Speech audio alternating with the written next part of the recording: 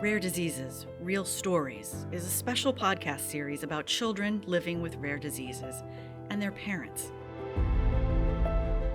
In 1999, a diagnosis of infantile Tay-Sachs was 100% a death sentence. It was a journey that ended with a result we never saw coming.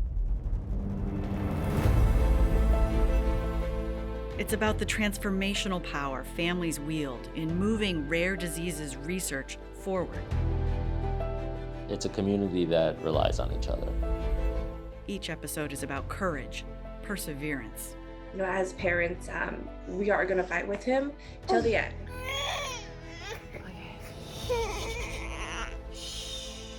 Gene therapy that provides hope. Hope and love. You're tickling me. There is something about Noa that sparkles. It's infectious.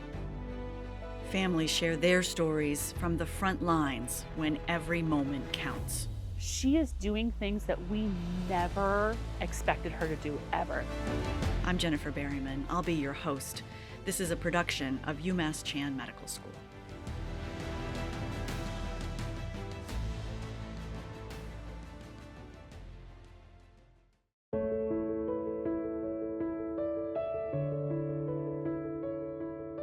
So this is Napa. Welcome. Yes. This place is magical. On a sunny and chilly morning, we're meeting 4-year-old Noa Greenwood and her dad, Lee, in Waltham, Massachusetts. Horae. Do you remember our friends from UMass? As they arrive for Noa's weekly physical and occupational therapy sessions. You ready to rock? Do you want to show everybody how you can do some of your stuff? I will come and check on you in a little bit, okay, sweetie? All right, I'm going to leave your water here in case you get thirsty. All right, have fun. Enjoy playing. And you do a super big stand. 3, 2, 1. Go, Noni, go, Noni. You can do it. Super tall girl, let me see. Do you need help? No, you don't need help. You can do it. You can do it. Ready? Go, go, go, go, go, go, go. Go ahead, you walk over and you can pick any animal you want. Good girl. No, Noah, you can do it. Michaela Pedrick, I'm a PT, physical therapist at Napa Center. Okay, let's do one more stand. Beautiful job. Yeah, you got it. Every Thursday morning I walk in and I'm just like, oh, I get my Noa girl today, you know? When I first started with her, I think maybe she would take 1 or 2 steps and then sit down. And now you can see she's walking all the way across the gym. She's at the point where we're working on walking across dynamic surfaces, her being able to access her playground. We've done climbing, trampoline, just walking on different dynamic surfaces, standing up from the floor. So really just her independence with accessing her environment. Okay, we're gonna go up on our tall knees, and then we're gonna go in a half kneel, and we're gonna pull the rope, okay? Yes, we can do it. Christine DeChara is Noa's occupational therapist at Napa, which stands for the Neurological and Physical Habilitation Center. Napa specializes in intensive and personalized therapies for children with physical and neurological challenges. All right, love bug. Christine has been working with Noa since October of 2022, more than a year after she was diagnosed with Canavan disease, a rare, genetic, and progressive neurological disorder that affects the central nervous system, muscles, and eyes. For Noa's parents, Lee and Lori, the diagnosis around Noa's first birthday was, of course, a shock. They had never heard of Canavan. But at the same time, it offered them a clarity that was sobering and dizzying. It explained a constellation of symptoms, including concerns about Noa's vision, weight, and missed milestones.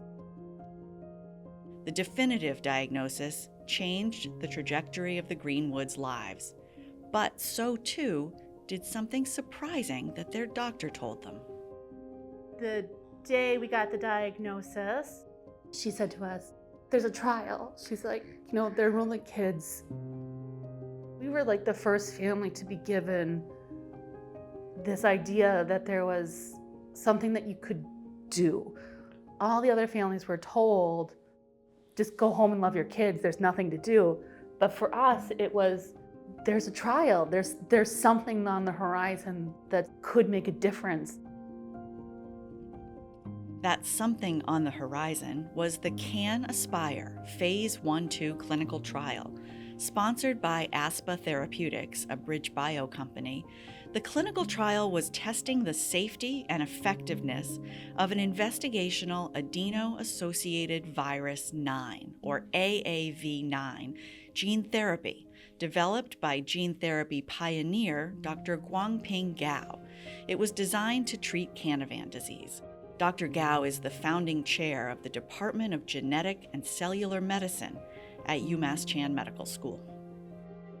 I started working on Canavan disease in 1989 when I was a graduate student at Miami Children's Hospital. I discovered the gene and the mutations for Canavan disease. Decades after his seminal discovery, Dr. Gao was charting new ground once again. In 2017, he led a team that developed the gene therapy vector to treat Canavan in the lab. In 2021, the Phase 1-2 trial of that investigational treatment opened up the very same day Noa was diagnosed. Within months, Noa would become the third child to receive a dose of the experimental gene therapy. Was that a hard decision? Was it a hard decision to move forward? To let your daughter be part of a Phase 1? Yes and no.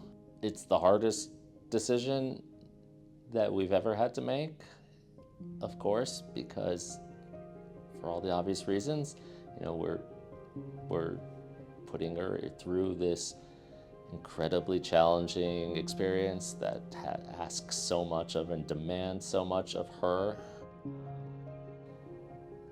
And we had no idea the efficacy, we had no idea of the safety, we had no idea of anything. I mean, again, she was the third kid, and at that time, there was no data on any of the participants, the previous two, so we were going in just blind.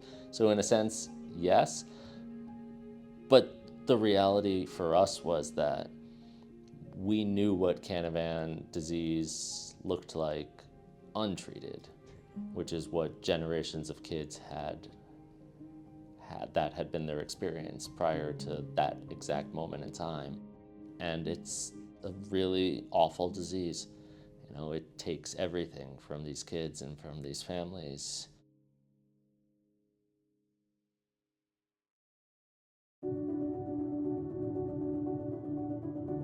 Christine, Noa's OT at Napa, remembers those earliest days. Okay, are you ready? Can we come up tall, tall, tall? But first, let's get lefty leg forward. Hoo-yah! Yeah, she was just like this little baby. I remember her vividly. I remember day one and her and Lee coming in, and I remember being emotional. I just remember her sitting there all by herself and just like having a slight tremor, but like reaching for stuff, and she wanted to explore everything, but didn't quite have the ability yet to get there. Can you sort of think back to that moment and compare to what she's able to do today? I can, and to say it's a different child here is an understatement. When she first came, I just remember looking around and seeing some of the kids and seeing what some of the other kids were doing and thinking like, well, that's wonderful and I'm so happy for them, but that's not gonna be our journey. That's them and this is us. And now, she's walking independently, she's standing independently, she's jumping. I mean, there's a trampoline. I don't know if you guys saw. There's a trampoline there that she loved. That's her favorite thing in the world. And like the idea that the Noa from October 22, June 22 certainly, till now would be doing those things. It's just not, I don't even know the words. It's just not something that we would have been able to anticipate. And certainly I would never have given myself the emotional space to have dreamt it, to be honest with you.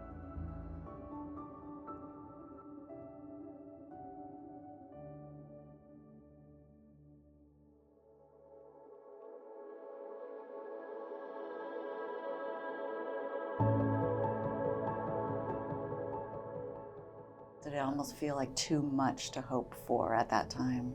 Well, hope is a funny word in this world. When she was dosed, I had no hope. And I don't mean that in the sense that I was hopeless. I just did not give myself the emotional space to have any expectations. She was the third kid dosed in this trial, and it's a trial. Like, she is the test. We had no idea if it would have any positive impact. We had no idea if it would be safe, if the gene therapy would be safe. That was why they tested on her. She is the phase 1 part of the trial, the safety component. I have hope now in a way that I never had before.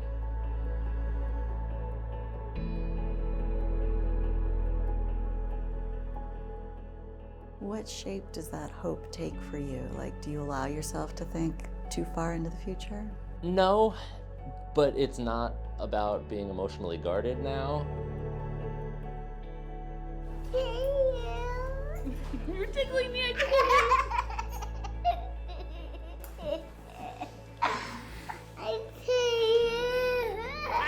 you. Love that laugh. Noa's world just keeps opening wider. Playing the recorder, vacationing with her family, sledding with her big sister Max for the first time ever over the holidays.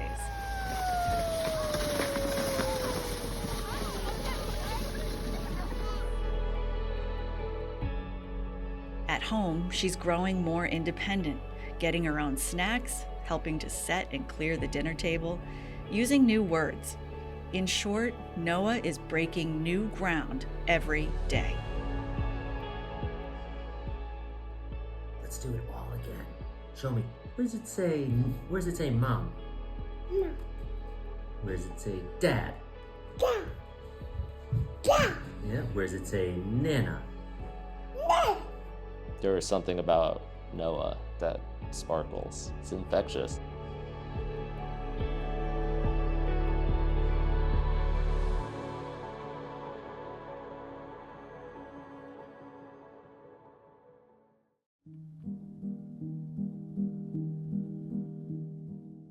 This year, she's in pre-kindergarten, part of a traditional inclusion classroom in Boston. Nearly 3 years after receiving the experimental gene therapy developed at UMass Chan, doctors and her family agree. Noa is an outlier, exceeding every expectation they dared to have. And yet, the realities of living with a rare disease are never far. So we're getting the house ready to sell so that we'll be ready to put it on the market when we need to. We're hoping to try to find a place that has 1 floor living. Like I said, it's been something that's been really emotional. But this is the reality. This is our life. Like, this is what it means to have a kid who has a disability.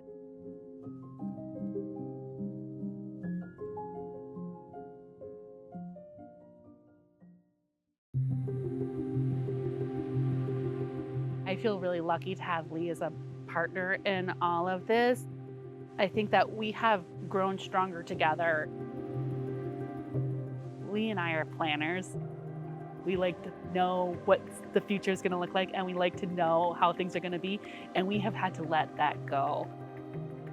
We have no idea. I mean, Noa is one of one at this point in time. She is the one who is setting the bar and setting the expectation of what a kid who has Canavan has received this type of treatment might be able to look like and what they might be able to do. And so we have nothing to compare her to as far as what this means long term for her, what she's going to be able to achieve. And even if it lasts, we don't actually know that this lasts. We don't know that this is a treatment that is going to have a lasting effect that's going to carry her throughout her entire life. And I think that to the credit, I think of her medical team is that they have always been very honest with us. They have never made any promises to us about any of this. They can tell us what they have seen in similar diseases with similar treatments. They can tell us what they have seen in animal models, but they can't tell us what the future holds. And that is something that we have really had to let go. How does that make you feel? I think it has helped me to appreciate this moment that I have with Noa. She is doing things that we never expected her to do ever. Are you going to be a dragon for Halloween? Yeah. What does dragon say? Wah. I will see her do something or she will say something and it is still like blowing my mind. I'm like, 2 years later, I'm like, I cannot believe that you just said that to me. I cannot believe this is where we are right now. I cannot believe how much you have changed and grown and all that you're doing. I am really focusing on just really appreciating that and not trying to worry too much about the future. Noa is great and she's just doing so well. And yeah, we have to move. We have to make adjustments to that life and we don't know long term what that's gonna look like. Where we are now is it's awesome.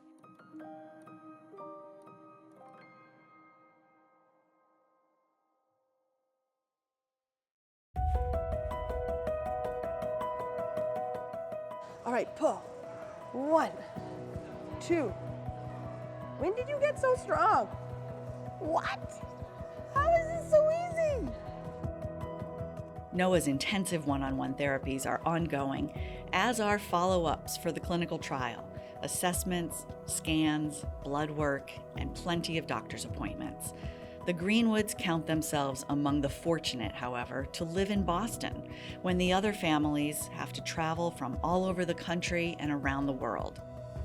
They are also grateful to have found and embraced the global Canavan community of children, parents, advocates, and the researchers, especially Dr. Gao, Dr. Dominic Gessler, and the gene therapy team at UMass Chan, whose discoveries helped change Noa's life. Even though I'm not involved in clinical trial itself, Noa's family and our lab have been very closely connected. Noa's family shared a lot of video and pictures showing dramatic improvements after gene therapy treatment. I feel very emotional.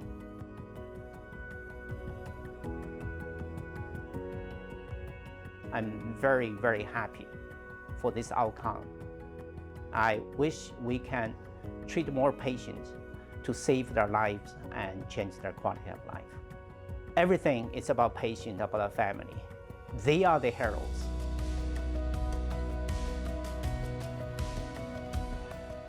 Dr. Gao and Dr. Gessler are probably more than they want, but they gave me their cell phones, so I send them videos and texts, as much as I want to, and until they're gonna tell me, until they either block me or tell me to stop, I'm gonna just keep sending them updates.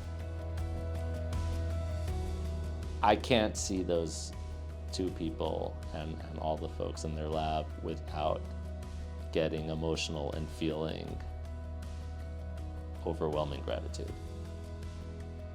And to have them now part of our lives, to have them come to my house and, to have Dr. Gao get on the floor and play with my kids and our dog at my house was just like one of the greatest moments of my life, honestly. To see how much Noa means to them. I don't know if they can ever appreciate how much they mean to our family. It's one of the ancillary benefits of this whole experience. It's an incredible connection, right? That you never could have anticipated. No. Day to day, we're in it. You know, there's the chaos of breakfast, lunch, screaming, kids, you know, school, all the things. But when I can stop and have a little perspective on where we are, this experience, how unique this opportunity, this entire journey has been, it's wild. I mean, it leaves me speechless.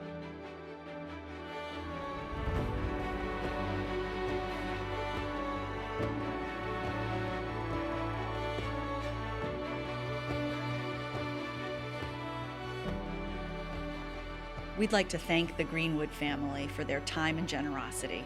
Lee and Lori, Noah and Max. We also appreciate Napa in Waltham for giving us an inside look at the intensive therapies being offered to children like Noah. It's hard not to melt into Rian's eyes. They're warm, full of wisdom, and overflowing with love. The twinkle in his gaze envelops me in a warmth that chases the cold and darkness away. Words shared by Jo Kaur, mother to Rian, a 5-year-old boy diagnosed with Cockayne syndrome, a rare genetic disease that took an incredibly long time to diagnose. Managing a child with a severe illness from day to day is very difficult. Next, Jo and her husband Richie DeGeorge take listeners on an emotional journey starting the day Rian was born. They reflect on their darkest days, the incredible milestones. Happy birthday to you. It's for you, Rian. Happy birthday to you. And their pursuit to raise funding for a gene therapy that could help their son. I don't know where we would be if we didn't have this hope on the horizon. Don't miss Rian's story.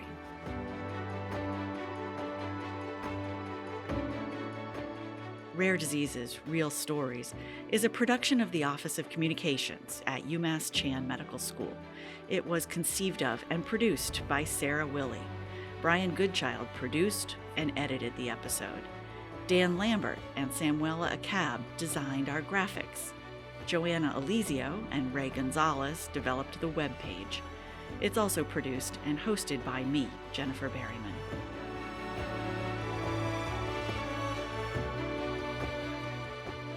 If you like what you're hearing, follow and subscribe to Rare Diseases, Real Stories wherever you get your podcasts.